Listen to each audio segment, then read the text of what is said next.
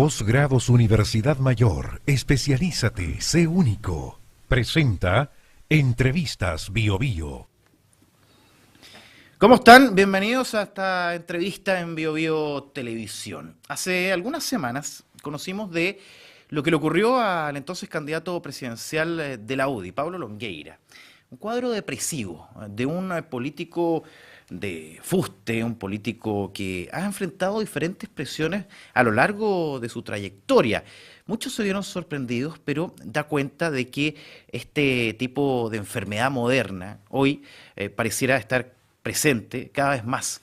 Y, dicen algunos expertos, va a ir aumentando, no en muchos años más, sino que en el corto plazo. ¿Qué pasa con la persona, con la mente de ella, con su actuar habitual, que finalmente lo hace, podríamos decir en términos coloquiales, colapsar en un momento dado y no poder responder a las exigencias que necesita enfrentar?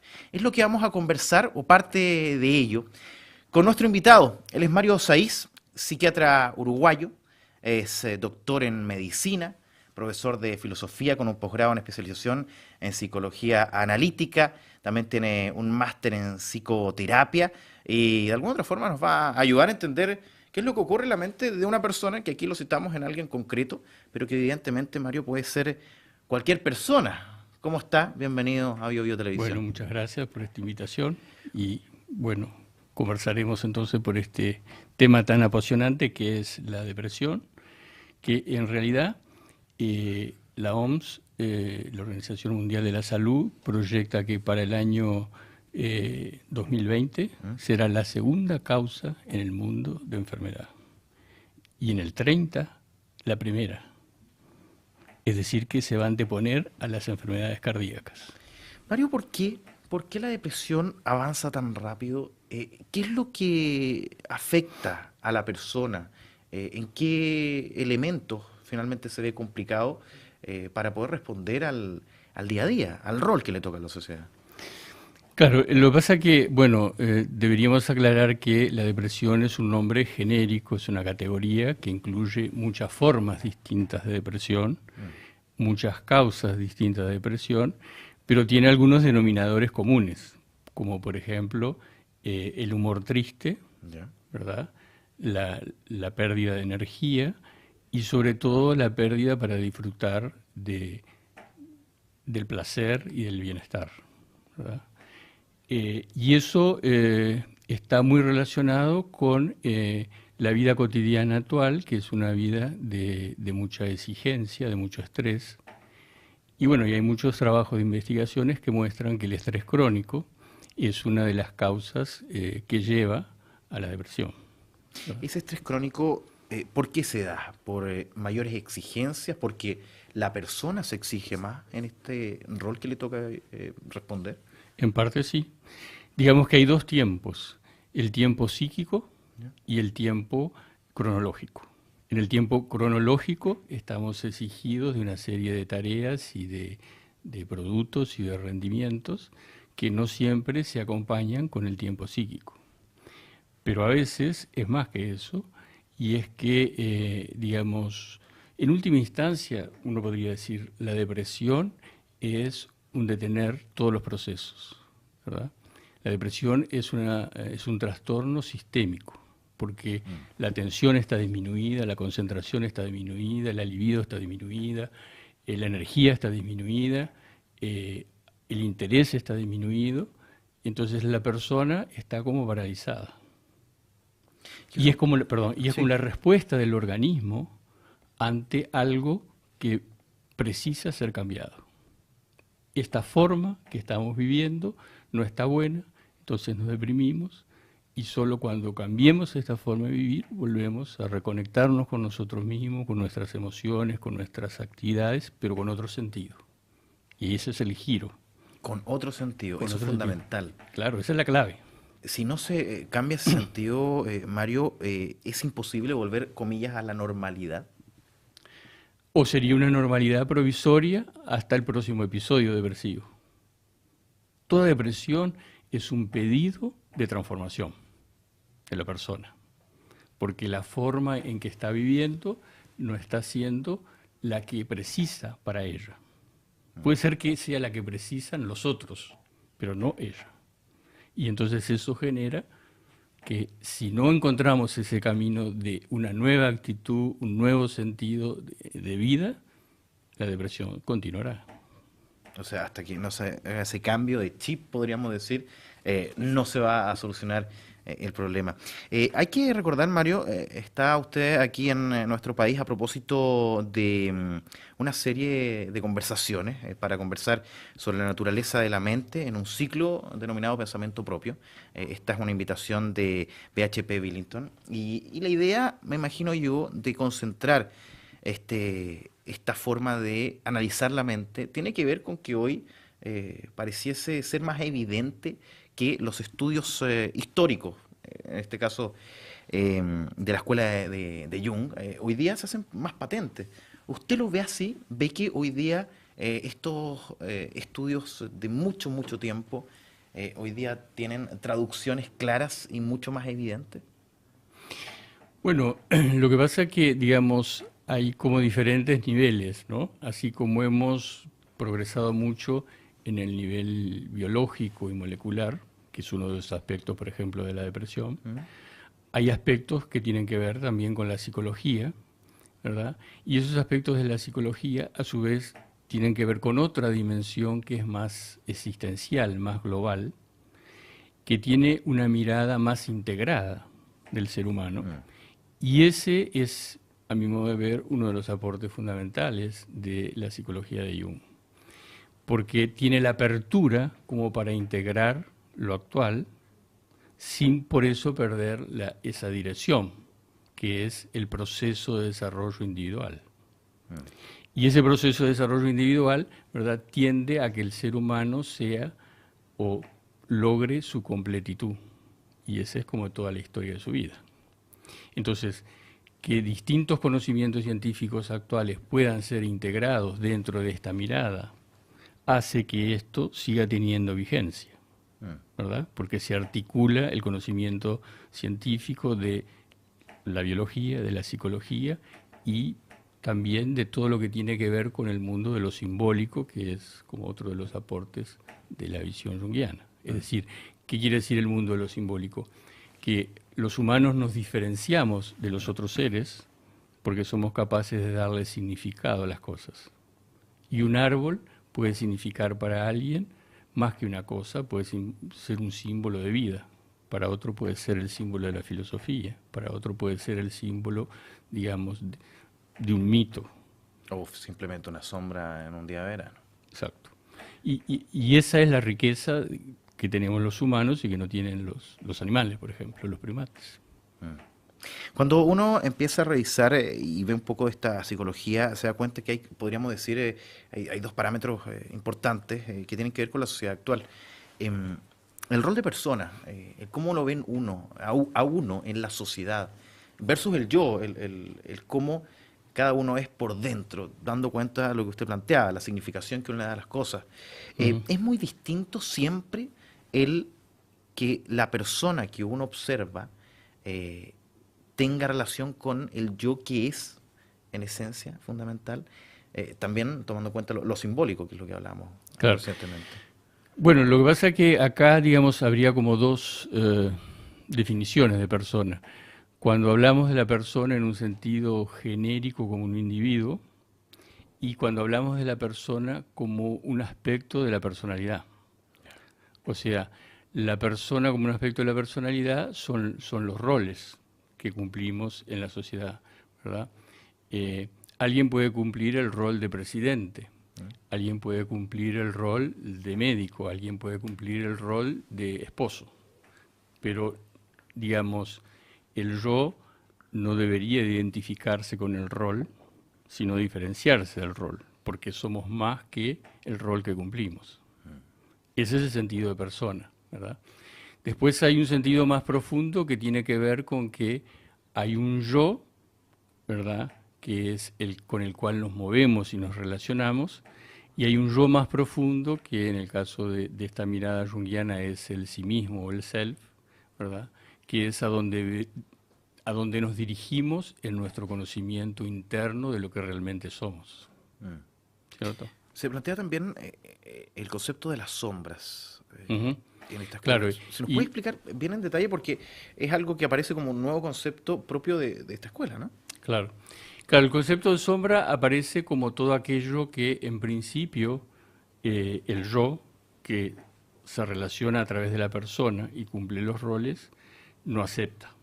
Mm. O sea, hay ciertas cosas que en el rol de, por ejemplo, de un conductor de televisión o de un médico o de un maestro, hay ciertas cuestiones a ese rol que no están bien vistas o no son aceptadas que realice, Mm. ¿cierto? Socialmente. Socialmente. Y eso forma parte de la sombra, ¿comprende? Sí. Es decir, que vamos a poner este ejemplo. Si una persona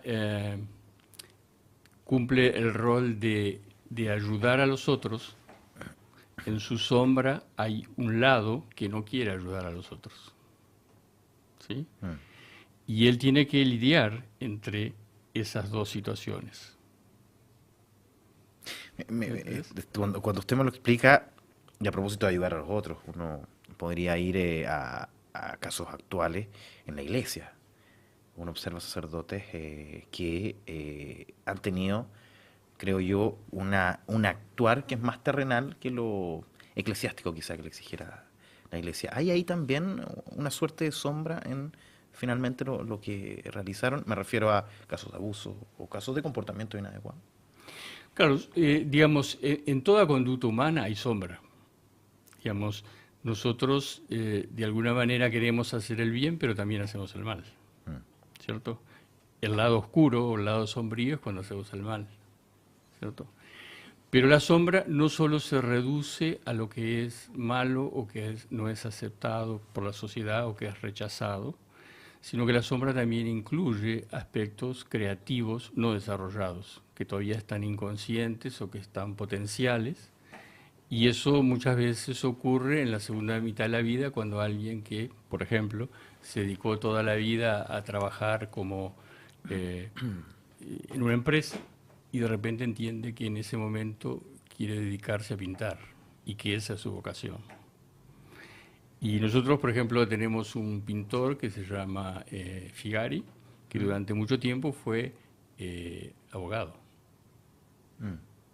Y fue un buen abogado, pero es más famoso como pintor y empezó a pintar tardíamente, cerca de los 60 años.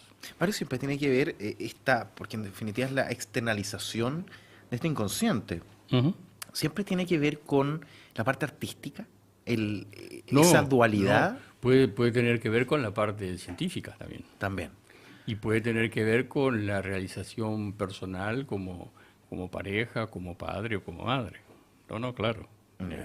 Ponemos esos ejemplos porque son como los que más se notan socialmente, pero en la historia individual de cada uno siempre hay ese otro lado que está pidiendo ser desarrollado y que nos completa, ¿verdad? Mario, si buscamos un culpable, es siempre la sociedad que nos exige, que nos plantea ciertos deber ser, que nos postergan en áreas como lo científico, lo artístico o el desarrollo personal.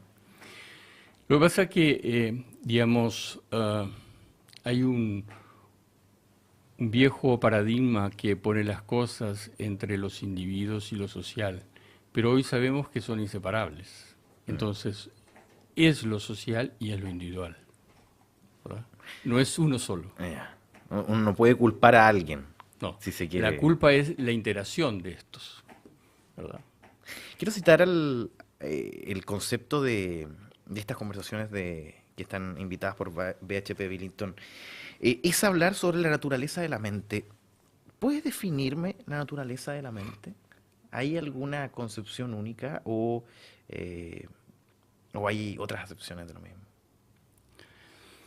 Bueno, digamos, si nosotros tuviéramos que decir cuál es la materia más diferenciada y más inteligente del universo, diríamos que es la mente. Por lo cual, definirla es un imposible, ¿verdad?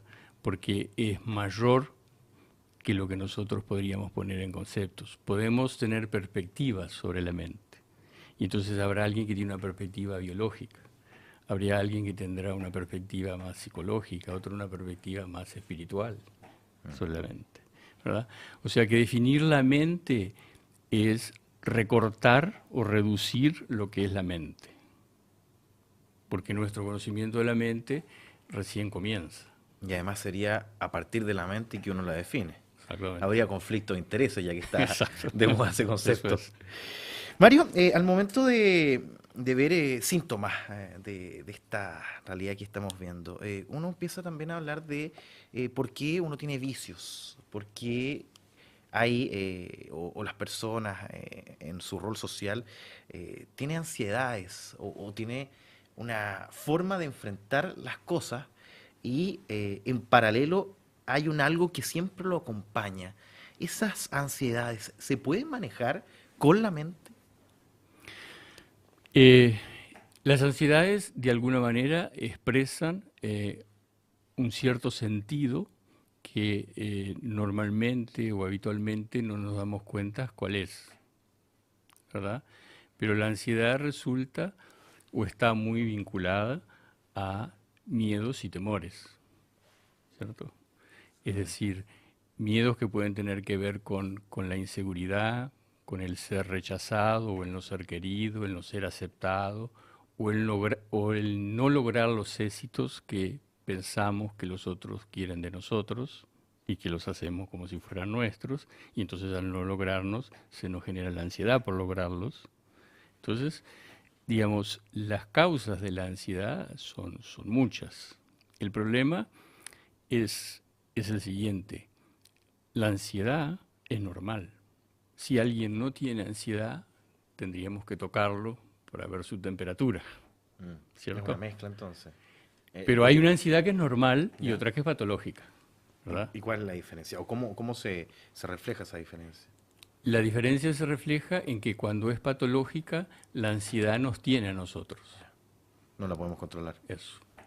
Y cuando la ansiedad es normal, se vuelve creativa y nos impulsa y nos mueve a hacer cosas, a desarrollar pensamientos, a ser creativos, a enfrentar situaciones, ¿verdad? Pero cuando ya esto se desorganiza y ya no podemos controlarlo, bueno, entonces ahí tenemos un problema con la ansiedad, ¿verdad? Y entonces tenemos que ver qué es lo que está por detrás de esa ansiedad, qué expresa esa ansiedad.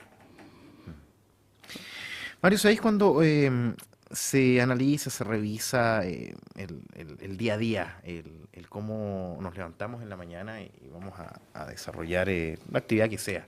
Y nos da estos cuadros depresivos que hablábamos en un comienzo. Hablábamos de que hay que hacer un cambio de chip, lo decíamos coloquialmente, al momento de poder, comillas, mejorarse.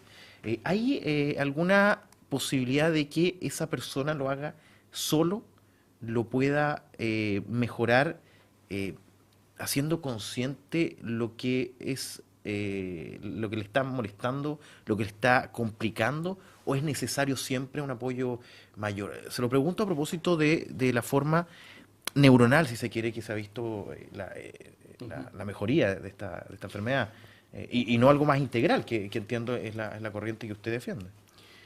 Bueno, acá volvemos un poco a relacionarlo con el tema de la ansiedad, ¿verdad? Hay una depresión que es normal.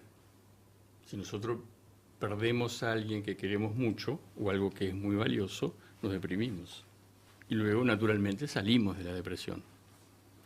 El problema es que cuando la depresión se vuelve una enfermedad, es muy difícil poder salir solos, porque ya el circuito y los neurotransmisores a nivel del cerebro se han transformado y precisan muchas veces de una medicación para salir de ese estado. Lo que pasa es que no alcanza solo con la medicación, porque podemos mejorarnos y si la situación de vida sigue siendo igual, va a volver a aparecer la depresión. Entonces precisamos salir con esta ayuda de la medicación y también con la ayuda psicológica de encontrar cuáles son los cambios que precisamos. Estos cambios a veces los podemos encontrar solos y a veces no. A veces precisamos la ayuda de un psicoterapeuta que nos nos oriente y nos guíe para que nosotros lo encontremos, porque tampoco es que el terapeuta se lo va a encontrar a la persona, ¿no? Entonces es una combinación de elementos que tienen que ver con la modificación a nivel biológico y la modificación a nivel psicológico. Y también hay muchas veces una necesidad de una modificación espiritual o existencial que requiere un cambio aún más profundo.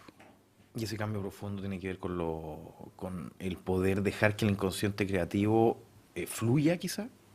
Esa sería una manera de verlo, exactamente. Sí, sí. Mario Saiz, se nos acaba el tiempo. Pablo Longueira, lo citábamos al comienzo, un político en nuestro país que está pasando por un cuadro depresivo. ¿Cómo lo haría, y para poder ponerlo en un caso específico, él para salir de este cuadro? Más allá de lo puntual, pero me refiero a una persona que se le exige un rol, que se le exige un liderazgo, que es político, que están 400 ojos puestos en él. A lo mejor hay alguna persona depresiva que nos está viendo que tiene a la familia solamente, son cinco personas, es más fácil, quizá. ¿Cómo se puede hacer ese cambio de chip? No, claro, pero lo que pasa es que eso es una pregunta muy difícil porque yo no lo conozco y porque además, digamos, hay toda una parte más personal y más íntima que no la conocemos, o por lo menos que yo no la conozco, entonces sería muy difícil decir cómo hacerlo. Porque también dependerá qué tipo de depresión es y cuánto tiempo lleva, y etcétera. Una serie de otros factores que también intervienen allí. Lo que sí podemos decir, porque esto es válido en términos generales para todos, es que es necesario o se precisa una transformación, ¿verdad? Y que de alguna manera la depresión siempre es un llamado a un cambio para una vida mejor. Ahora, ¿cuál es esa vida mejor? Es la historia de cada uno, Es ¿cierto? esperanzador, por lo menos, Claro, lo que estamos escuchando. Lo que sí podemos concluir, Mario, es que la naturaleza de la mente es compleja.